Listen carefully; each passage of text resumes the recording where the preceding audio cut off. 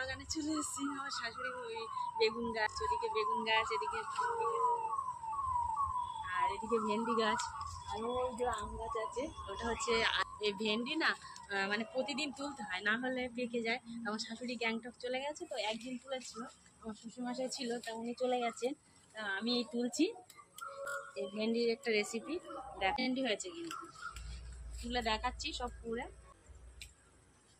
চাষের ভেন্ডি ভালো লাগে, এতে শাক টাক দেওয়া নেই, মানে খেতে বেশ ভালো লাগে, টেস্ট আছে।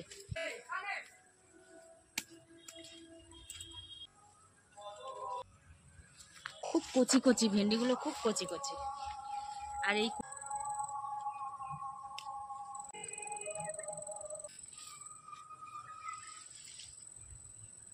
গাছ থেকে যে কোনো জিনিস তুলতে, সবজি বলো আর ফল তুলতে বেশ ভালো লাগে। এখনো আছে, তুলবো।